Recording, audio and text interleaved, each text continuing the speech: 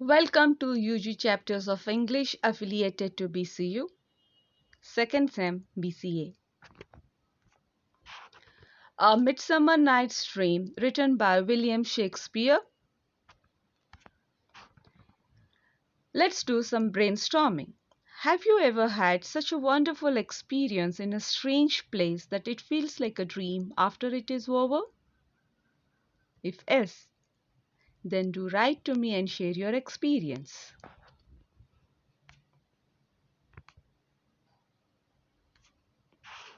Let's know more about the author. William Shakespeare was born on 1564, died on 1616.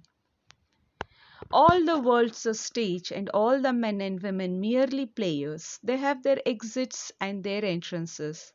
And one man in his time plays many parts, his acts being 7 ages.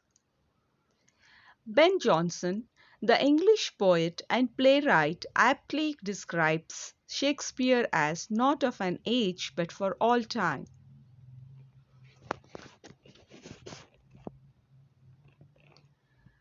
A note on the playwright. Known as the world's greatest dramatist, Shakespeare was an English poet, playwright, and actor. He is often called the Bard of Avon and is England's national poet. His extant works, including collaborations, consist of some 39 plays, 154 sonnets, two long narrative poems, and a few other verses, some of uncertain authorship. His plays have been translated into every major living language and are being performed more than those of any other playwright. Born and raised in Stratford-upon-Avon, he began a successful career in London as an actor, writer, and part owner of a playing company called the Lord Chamberlain's Men, later known as the King's Men. At the age of 49, he appears to have retired to Stratford, where he died 3 years later. Few records of Shakespeare's private life survive. This has stimulated considerable speculation about such matters as his physical appearance, his sexuality, his religious beliefs, and whether the works attributed to him were written by others. His early plays were primarily comedies and histories and are regarded as some of the best works produced in these genres. Until about 1608, he wrote mainly tragedies, and among them Hamlet, Othello, King Lear, and Macbeth are considered to be the finest works in the English language. Let's know about the play. The following are excerpts from the play A Midsummer Night's Dream. The comedy is one of Shakespeare's most popular works and is widely performed across the world. It revolves around the events occurring during the marriage of Theseus, the Duke of Athens, to Hippolyta, the former queen of the Amazons. The plot unfolds with the adventures of four young Athenian lovers and a group of six amateur actors, the rude mechanicals who are controlled and manipulated by the fairies who inhabit the forest.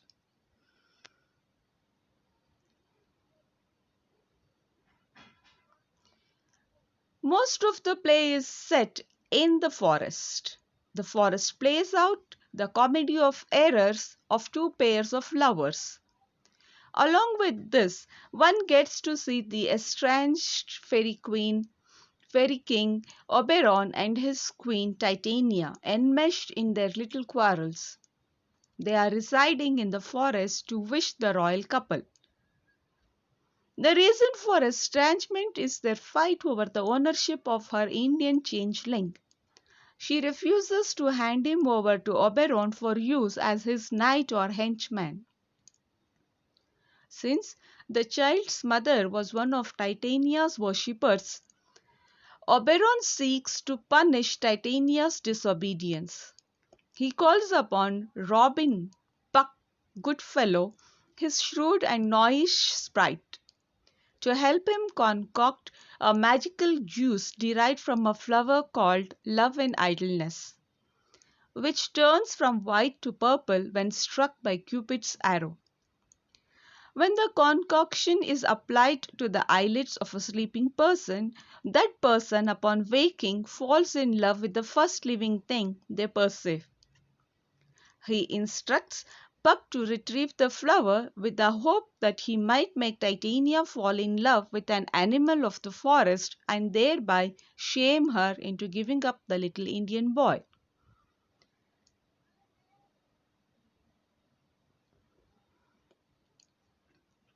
Meanwhile, Quince and his band, the Rude Mechanicals, have arranged to perform their play about Pyramus and Thisbe for Theseus' wedding. They venture into the forest near Titania's bower for the rehearsal. Bottom is spotted by Puck, who transforms his head into that of a donkey's head. When Bottom returns for his next lines, the other workmen run screaming in terror. They claim that they are haunted and call Bottom a monster, much to his confusion. Determined to wait his friends, he begins to sing to himself. Titania, having received the love potion, is awakened by Bottom's singing and immediately falls in love with him. The love juice is a symbol representing the vagaries of romantic love. What the others see as a monster, love forces her to perceive as an angel, creating a hilarious comedy. This symbolically indicates how delusional love can be. She lavishes him with attention and instructs her fairies also to do the same. While she is in this state of devotion, Oberon takes a changeling. Having achieved his goals, Oberon releases Titania and orders Puck to turn Bottom's donkey head back into a normal human head. Nick Bottom, the weaver, is a traditional Shakespearean clown. He is courageous, innovative, outgoing, and frank. His overconfidence makes him a swaggering fool, a jackass that Puck sees him to be. His short interlude with Titania underlines the thin boundary between illusion, fantasy, and reality. It is ironic that the most down to earth of the group meets the fantasy world of fairies. When Titania falls in love with him, his overconfidence makes him believe it to be only natural. But when she praises his looks, he is earthy enough to doubt her. At bottom, he knows love and reason don't often work at the same level. Once again, his comments focus on a key recurring theme of the play. How do love and reason relate? Should love be based on reason or on fantasy? In addition, Bottom's interactions with Titania emphasize the class differences between the characters in the play. As a mentor of the artisan class, Bottom is literally in a different realm from the regal of the Queen of the Fairies. He unwittingly sings a song with references to the cuckoo. There is dramatic irony in this, as throughout this scene we are introduced to cockle-try. Oberon cockles Titania and Bottom is unwittingly a part of the cockle-try that Titania creates for him. In the process being cockleded herself, her excessive doting and his willingly surrendering create laughter. It is apparent that they are an extremely mismatched pair. In fact, Bottom does say that reason and love keep little company together nowadays. In typical Shakespearean style, the silliest of fools ironically says the wisest of things. Bottom's role is the voice of reason, while Titania's that of a pathetic lover.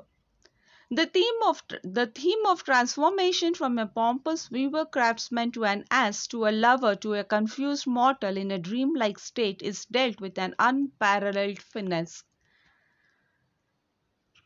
Characters appearing in the extracts: craftsman, Nick Bottom weaver, Peter Quince carpenter, Francis Flute blows mender, Robin Starveling tailor, Tom Snout tinker, Snug joiner. Fairies: Titania fairy queen, Oberon fairy king, Robin Goodfellow nicknamed Puck, Peace blossom, Mustard seed, Cobweb, Moth. These are the characters. I hope they are interesting.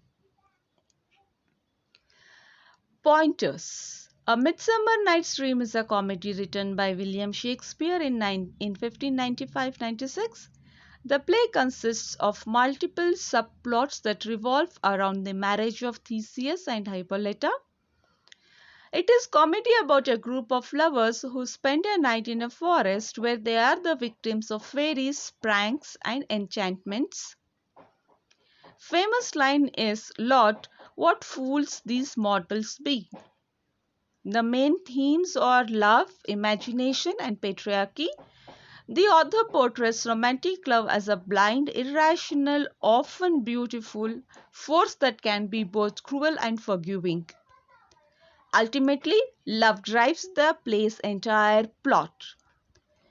I hope it would be interesting for you all to read more than watching the play.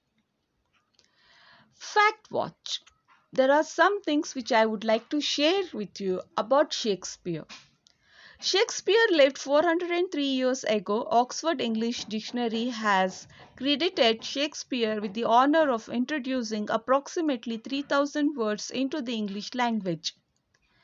Shakespeare wrote about 1/10 of the most quotable quotations ever written or spoken in English. His self-composed epitaph reads thus: Good friend, for Jesus' sake forbear to dig the dust enclosed here. Blessed be the man that spares these stones, and cursed be he that moves my bones. Shakespeare used the word honorificabilitudinatibus in the play Love's Labour's Lost, which is his longest word. Honorificabilitudinatibus is the word. Try to pronounce. According to the Encyclopedia of Literature, Shakespeare is the second most quoted English writer after the writers of the Bible. Source: playshakespeare.com. Signing off, Alia Naz. Stay home, stay safe.